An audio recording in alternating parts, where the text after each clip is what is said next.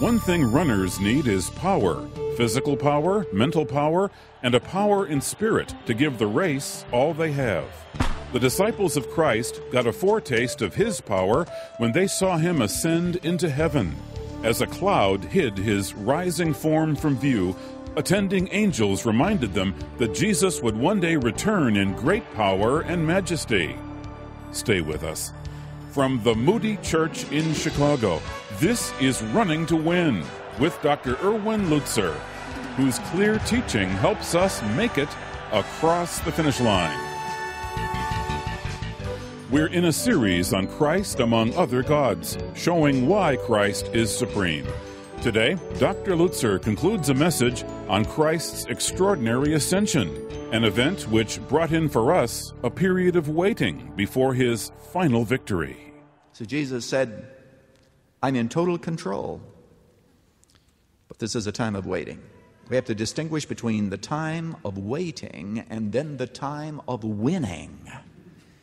When Christ returns to this earth, and then he shall judge among the nations and shall rebuke many people, and they shall beat their swords into plowshares and their spears into pruning hooks, and nation shall not lift up sword against nation, neither shall they learn war anymore. There is a time coming when Jesus Christ will yet rule over this planet, and men and women will be brought into subjection to him, and no one will ignore him. That time is coming. It is the time when he also is going to come as judge, when there will be that final great separation between those who accepted him and those who rejected him. That time is coming, and then throughout all of eternity, the kingdoms of this earth are going to be given to God the Father, and they will be ruled with God the Son, and he will be King of kings and Lord of lords over the universe forever. The time is coming. But here's what I want you to remember. Jesus is just as much in control during the time when he is waiting as he is when he is winning. Jesus is just as much in control as he is ascended into heaven as he will be when he descends upon planet Earth. What does the text say in the book of Ephesians? That all things have been made subject to him. Whatever name is named in this world, and Paul makes sure that we don't think that in the world to come there's going to be a name crop up that will not be in subjection to Jesus Christ. He says throughout all of eternity, all things in subjection to this risen, triumphant, ascended Christ. You say, well, Pastor Lutzer, that's fine, but what does this mean to me, living with the pushes and pulls and the miseries of this world? What should it mean? First of all, believe it or not, it should mean ownership. Ownership. You know why? Because the Bible says in the book of Hebrews that when Jesus ascended into heaven and went behind the veil, he was the forerunner. He was the forerunner. He ran ahead of us. And he said before he left, behold, I go to prepare a place for you, and if I go and prepare a place for you, I will come again and receive you unto myself, that where I am, there ye may be also. He is preparing a place for us, and because he is there, he is preparing it for his bride, that we might be with him. And so we own heaven too. We really do. In heaven there is a crown that only you can wear. In heaven there is a condominium with your name on it.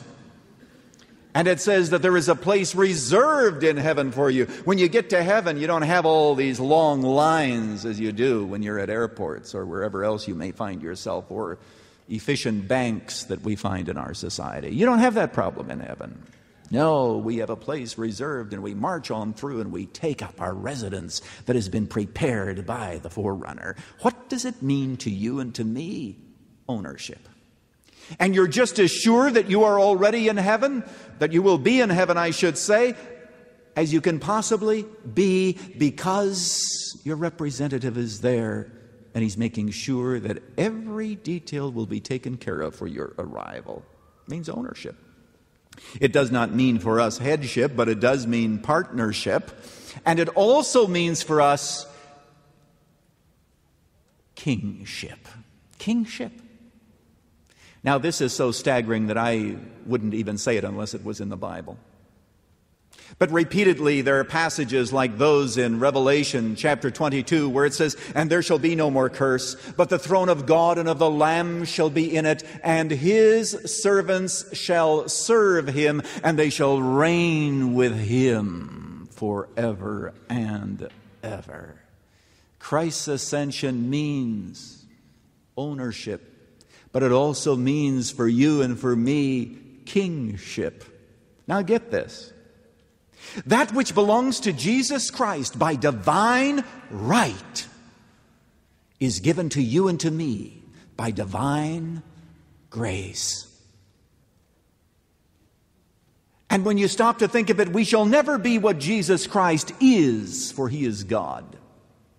But we shall be able to enjoy all that Jesus Christ has, because we shall be heirs of God and joint heirs with Jesus Christ. And his death and his resurrection and his ascension are proof that those promises can be counted on. You know that in the series of messages that I have given about Christ among other gods, we've pointed out before that one of the serious criticisms that is constantly leveled at Christianity is the very negative view it has of human nature. You remember a few times ago where I emphasized and showed why human beings can have nothing to do with the doctrine of salvation except to receive a gift. It had to be totally of God. Because our own righteousness can never in any way reach the righteousness of God. And other religions don't believe that. They actually think that through meditation and transformation we can become better, and eventually some even say we can become our own God. And so Christianity is severely criticized. They say, you believe in that terrible thing called total depravity. I mean, it even sounds awful. Well, take a look into your heart and you might know why it sounds so awful.